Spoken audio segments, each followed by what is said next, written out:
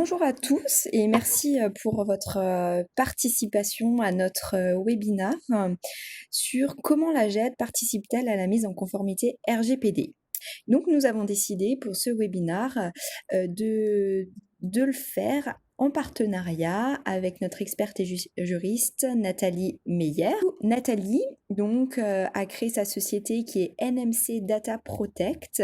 Elle est juriste et experte dans la protection des données, donc tout ce qui est RGPD, et elle est également déléguée à la protection des données certifiée CNIL. Donc nous avons également Simon, notre spécialiste en solutions chez Reproland. Donc lui, il va vous présenter la GED, donc la gestion électronique des documents, et en appui, du coup, Nathalie qui vous parlera spécifiquement du RGPD. Je laisse du coup la parole aux deux experts. Comme a dit Claire, donc je suis juriste spécialisée dans la protection des données avec une certification CNIL. Donc, Repland m'a invité à participer donc à ce webinaire en tant qu'experte RGPD et en fait de faire un rapprochement entre l'importance d'une GED et les exigences du RGPD. Donc, pour petit rappel, le RGPD est un règlement européen qui est obligatoire depuis 2018 et toutes les entreprises doivent y être conformes sous peine, vous avez certainement entendu parler des amendes records de la CNIL, de 4% du chiffre d'affaires. D'où l'intérêt d'avoir des outils qui vous permettent d'être conforme de manière efficace par rapport, comme on va le voir aujourd'hui, à vos documents, puisque tout ce qui est documents, sécurité de documents, fait partie des exigences pour être conforme RGPD. Donc, je vais vous faire une petite présentation de notre GED qui s'appelle SoluGED. Donc, tout d'abord, un petit mot. Donc, la GED, le principe, c'est un outil logiciel qui va permettre à une entreprise de centraliser tout ou partie de son patrimoine documentaire, ceci de manière sécurisée, ce qui est le thème du jour principalement, et en règle générale, c'est un des éléments les plus importants, de manière également à gagner en productivité par rapport à des outils qui sont mis à disposition dans la solution, qui permettent de gagner du temps sur chaque type de travaux qu'on a réalisé. Également, qui sera accessible de partout et à tout moment, donc 24 heures sur 24, 7 jours sur 7, puisqu'il suffit d'une connexion Internet pour se connecter. Et ensuite, quel que soit le support, aussi bien d'un téléphone que d'une tablette, que d'un ordinateur, qu'on soit sur du PC ou sur du Mac, on peut travailler de la même manière. Donc, je vais fermer la fenêtre et je vais me connecter donc à mon ordinateur. Donc, pour ça, je passe par Google Chrome. Et donc, on a un petit raccourci, j'ai un petit raccourci donc pour accéder à la page web. Et donc, on arrive sur une page web sécurisée. Donc, on peut voir qu'elle est sécurisée grâce au petit cadenas et au petit HTTPS qu'on retrouve dans la barre du haut. Et ensuite, on a également une connexion sécurisée de type SSL.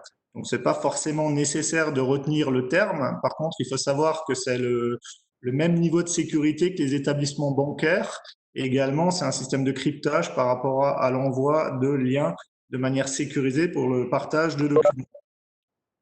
Et donc, le troisième moyen de sécurité, donc c'est l'authentification par login mot de passe, où chaque utilisateur va pouvoir s'authentifier grâce à ces identifiants qu'il va recevoir au démarrage.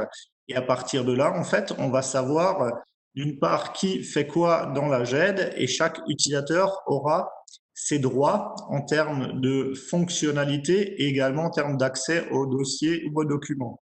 Cette partie-là, on va y revenir à la fin pour la partie administration. Et donc, en me connectant, hop, on va arriver sur une page d'accueil où on va retrouver sur la partie de gauche des éléments statistiques par rapport au nombre d'utilisateurs, par rapport à l'espace utilisé, et surtout ce qui nous intéresse particulièrement aujourd'hui, sur les éléments par rapport aux différentes durées de conservation des documents dans une entreprise et en général. Et donc, ces éléments-là sont mis à jour au fur et à mesure de l'évolution des textes de loi, et au moindre doute, on peut se connecter pour contrôler les informations dont on a besoin. Sur la partie de droite, on a un onglet contrat qui va permettre à l'entreprise d'avoir un outil qui va gérer tous les contrats de l'entreprise, que ce soit des contrats copieurs, que ce soit des contrats par rapport à des locations divers, que ce soit dans l'immobilier, que ce soit dans des voitures, que ce soit des contrats d'assurance. Cela va nous permettre d'éviter des problématiques de tacite reconduction, puisqu'on va avoir une alerte au moment où il faudra renégocier, rediscuter les contrats pour éviter les mauvaises surprises et éviter un suivi qui est parfois un peu fastidieux. Également, on va pouvoir s'en servir pour avoir des remontées d'informations en cas de besoin. Avant un rendez-vous, on se connecte au module, on a les informations essentielles sur le contenu des différents contrats qu'on a dans notre entreprise. Et ensuite, au milieu, on va retrouver l'onglet GED, sur lequel on retrouve déjà un certain nombre d'informations sur des documents à traiter, etc. Et donc, en cliquant sur l'onglet GED, on rentre dans notre GED, donc qui s'appelle SoluGED. Et donc là, on retrouve tout d'abord sur la gauche une arborescence qui va être très intuitive et très simple à comprendre, à utiliser pour tout le monde, puisqu'on retrouve le principe d'une arborescence de type Windows. Et donc, un des avantages de notre solution, c'est vraiment la simplicité d'utilisation et le côté intuitif, c'est-à-dire que quelqu'un qui n'aura jamais utilisé cette GED va très facilement s'y retrouver, puisque voilà, on a une organisation qui est très très simple à maîtriser et donc à utiliser. Donc à partir de là, on a plusieurs solutions pour déposer des documents dans la GED. On va passer rapidement, mais je vais vous en donner 2-3. Il y en a 6 en tout, donc on peut passer par un dépôt de fichiers où on aura accès à notre arborescence de notre ordinateur. Ensuite, en réduisant la taille de la fenêtre, on pourra tout simplement prendre un document et le déposer directement dans le bon dossier si on le souhaite, ou alors on peut le déposer à la racine, et donc à partir de là, il va éventuellement se ranger automatiquement, on y reviendra tout à l'heure. Pour ceux qui travaillent avec Outlook, on a également un connecteur Outlook où on va pouvoir prendre le mail et le glisser directement dans l'arborescence de notre GED, où ça aura l'avantage d'enregistrer aussi bien la pièce jointe que le contenu du texte. Dans certains cas, le contenu du texte peut avoir son importance. Et donc, si on supprime le mail et qu'on l'a enregistré dans notre GED, on va avoir une traçabilité sur le mail. On pourra évidemment scanner depuis un multifonction directement dans la GED ou éventuellement installer une imprimante virtuelle qui va nous permettre d'imprimer directement dans la GED. Et donc, à partir de là, les documents sont déposés dans la GED. 2 possibilités. Soit ils vont venir dans la partie là, documents à classer, où là, manuellement, on va le prendre et on va le ranger dans le dossier ou le sous-dossier qui nous intéresse. Ou la deuxième solution, c'est que le document va pouvoir se ranger de manière automatique. Donc, comment c'est possible? En fin de compte, il y a un petit outil logiciel qui s'appelle de l'OCR, pour ceux qui connaissent. Donc, c'est un système de reconnaissance de caractères qui va permettre au logiciel d'analyser non seulement le nom du document, mais également l'ensemble du contenu de ce qui se trouve sur le document, même dans le cas des formats images comme un PDF ou un JPEG.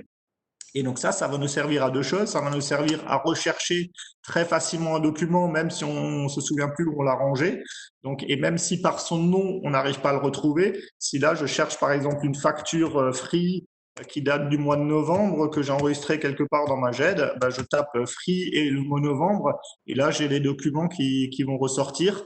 On aura surligné l'endroit dans lequel se trouve l'information que je recherche sur le document. Et donc là, en visualisant le document, on voit bien qu'on retrouve le mot free et qu'on retrouve le mot novembre, puisque c'est bien ma facture de novembre.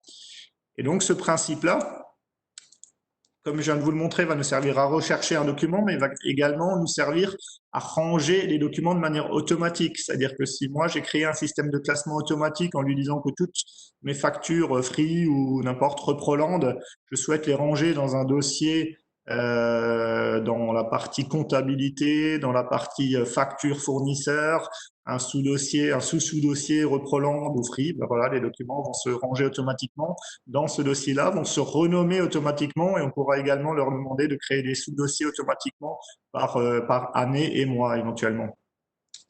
Voilà. Donc, autre élément important, c'est qu'on aura une partie, un onglet ici, requêtes. Ça va nous permettre de faire des recherches sur les documents, mais d'une manière un peu plus précise. On va pouvoir rechercher en fonction d'une part, faire des recherches croisées, en fonction d'une part du nom ou certains mots-clés. Et surtout, on va pouvoir rechercher les documents en fonction de leur date de création, de dépôt dans la GED.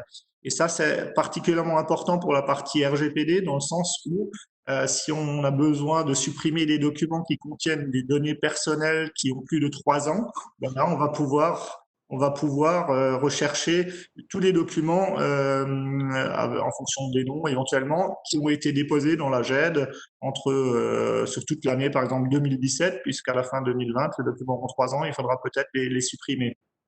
Donc là, je peux faire juste une petite parenthèse. Effectivement, le RGPD demande, avec l'article 6, une minimisation des données.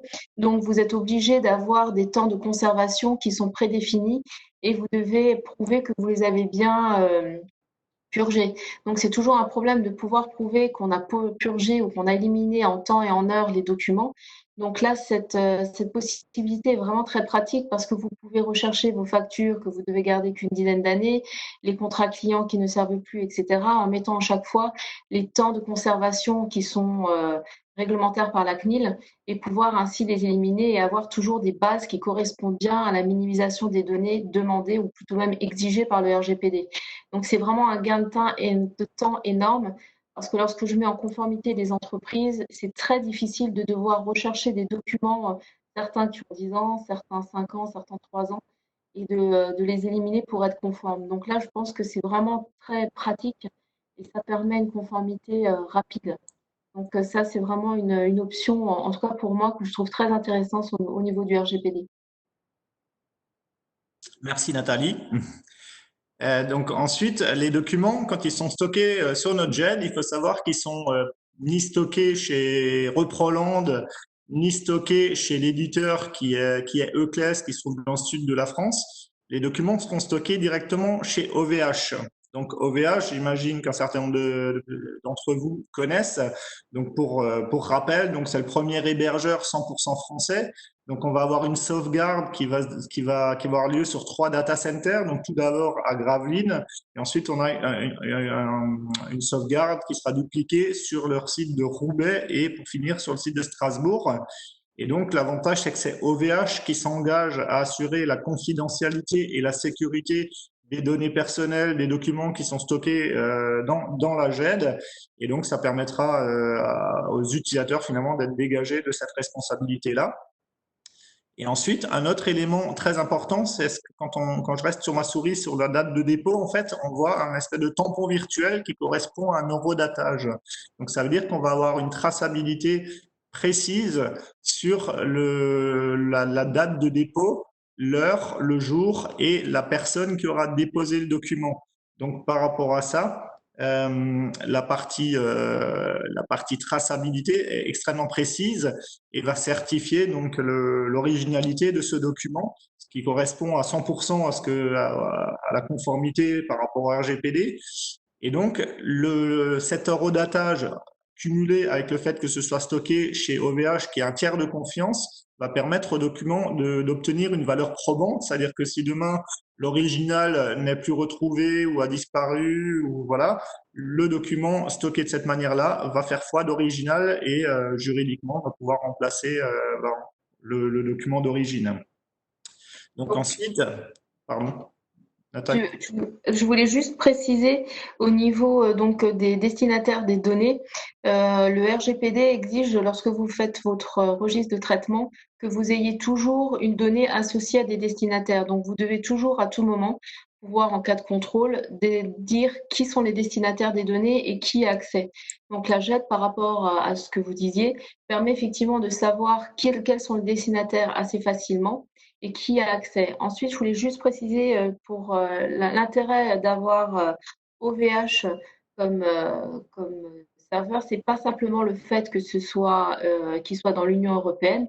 Ça, c'est obligatoire, c'est un fait et c'est très bien.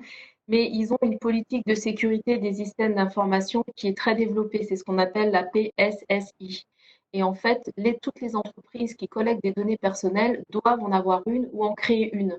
C'est très lourd pour les entreprises et les PME d'en mettre une en place parce que c'est des systèmes de veille informatique et de sécurité informatique qui sont complexes. Et le fait d'avoir OVH permet d'utiliser cette PSSI et de la mettre dans son propre prouver qu'on est conforme RGPD. On peut rajouter ce document aux documents nécessaires probants pour être conforme RGPD. Donc, je trouve que ça, c'est vraiment très important de le souligner. Au niveau technique, alors, c'est vraiment quelque chose, un plus au niveau du RGPD. Ok, merci Nathalie. Donc, je poursuis. Donc, une fois qu'on a notre document, donc en restant avec ma souris sur la petite vignette, donc on a le document qui va s'agrandir pour le visualiser, pour être sûr qu'il s'agit bien du document. Et ensuite, on va avoir tout un tas de possibilités avec des outils en partie qui reprennent un petit peu les outils qu'on retrouve sur un bureau physiquement quand on travaille avec le papier depuis son bureau, comme par exemple des ciseaux qui nous permettent de découper des PDF, des tampons, comme on le voit là, qui seront indélébiles. Donc ça, pareil, par rapport à la traçabilité, ça peut avoir son importance aussi. Donc on a exactement la date, l'heure, la personne qui aura tamponné, et on pourra personnaliser les tampons si on le souhaite. On va pouvoir également retrouver, mettre une alarme sur le document. Voilà, une facture qui a payé à la fin du trimestre ou à la fin du mois, on va pouvoir mettre une alarme pour éviter d'oublier, pour éviter d'y penser.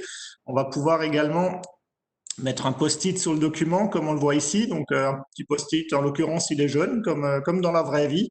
Et donc, on va pouvoir rajouter également des notes sur ce post-it qui vont nous permettre également de retrouver le document, puisque les éléments qui seront saisis sur le post-it vont faire partie de la recherche ou l'autoclasse pour le classement automatique.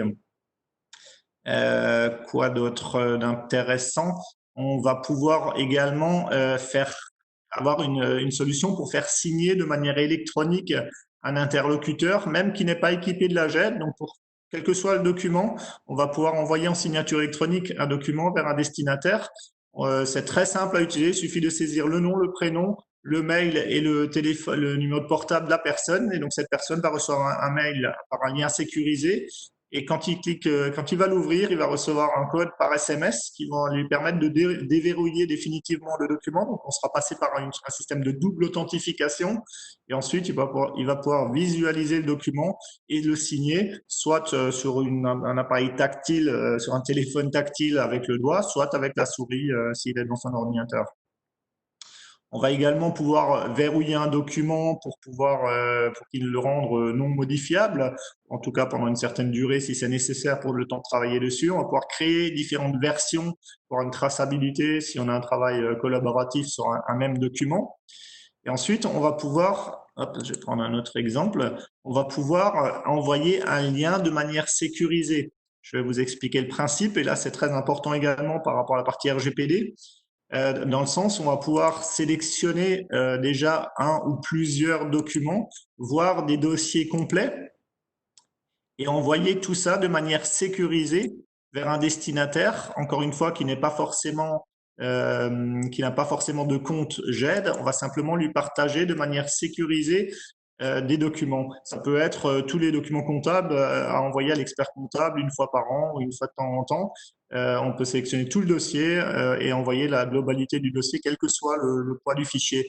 Et donc là, on ne va pas envoyer le dossier de manière brute, on va envoyer un lien sécurisé qui aura, d'une part, on va pouvoir lui paramétrer un certain nombre de jours de validité.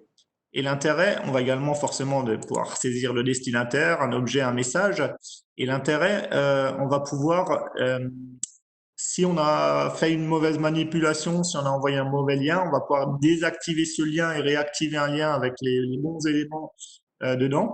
Et on va également pouvoir savoir à quel moment la personne aura ouvert le lien, donc réceptionner le document qu'on lui aura fait parvenir. Et donc, on aura une preuve de bonne réception, ce qui peut être intéressant.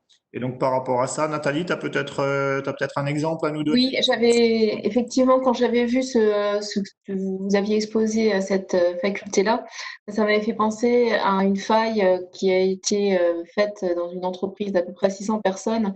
C'était un mail qui a été envoyé de manière non sécurisée et au lieu de de l'envoyer à la personne qui avait demandé son bulletin de salaire qu'il avait égaré, la personne des ressources humaines s'est trompée et a mis partager à tout le monde au lieu de partager à une seule personne, donc la personne qui était demandeuse. Ce qui fait que le bulletin de salaire est parti chez les 600 autres salariés. Et donc, dans un bulletin de salaire, comme vous savez, il y a des données personnelles, mais aussi des données hautement sensibles, comme le numéro de sécurité sociale. Donc, il a fallu faire un signalement à la CNIL et il a fallu faire effectivement une enquête pour vérifier qu'il n'y avait pas eu, lié à ça, des usurpations d'identité, etc. Donc, c'était une faille qui était finalement difficile à remettre d'aplomb, alors qu'avec votre système, elle aurait effectivement appuyé sur partager sur tout le monde, elle aurait se rendu compte qu'il y avait un problème, elle aurait pu tout de suite l'enlever et en refaire un autre. Et ce genre de choses, effectivement, ça permet d'avoir une sécurité sur la transmission des données parce que l'entreprise est responsable du transfert de la donnée. C'est-à-dire que quand vous transférez par mail des données personnelles vers un client ou une autre personne, si votre mail est hacké sur le temps de transport, vous en êtes responsable. Donc là, avec ce système-là, la sécurité est telle que vous ne supportez pas la responsabilité, même s'il y avait une tentative ou un hackage réussi. Très bien, merci pour cet exemple. Et donc, ensuite, donc, au niveau des outils, on a plus ou moins fait le tour. Donc, je crois que j'ai oublié la partie association. Donc, c'est l'équivalent d'un trombone ou d'une agrafe pour les documents. À partir de là, on va pouvoir également partager les documents avec les collaborateurs. Pour ça, simplement, on sélectionne notre document et on le glisse vers les bannettes de nos collègues. Ça remplace réellement les bannettes qu'on connaît à l'accueil des entreprises ou sur les bureaux. Et donc, on va pouvoir les déposer dans les bannettes des collègues en leur demandant de réaliser certaines tâches en particulier, telles que consulter le document ou le tamponner et ou l'associer avec d'autres documents ou éventuellement le classer. On peut rajouter un petit message, on peut également rajouter une notification par email en fonction du fait que la personne soit souvent connectée à sa GED ou non. On peut lui demander une notification par email pour qu'il le reçoive également dans ses mails. Voilà. Donc, à partir de là, autre possibilité, c'est de créer des workflows. On va pas s'étaler sur le sujet aujourd'hui, mais par contre, il faut simplement savoir qu'il est possible de créer des workflows. Donc, un workflow, pour les personnes qui ne connaissent pas le terme, c'est un circuit de validation d'un document entre plusieurs personnes. Donc, l'exemple type, c'est éventuellement une demande de congé qui doit être tout d'abord validé par le chef de service, ensuite par le patron, et pour finir, doit être rangé par le service comptabilité, saisi dans le logiciel de congé.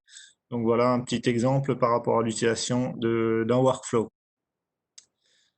Ensuite, le dernier point pour finir cette démo, c'est la partie, donc je vous ai dit tout à l'heure que la solution était extrêmement simple, d'une part à utiliser et également à administrer.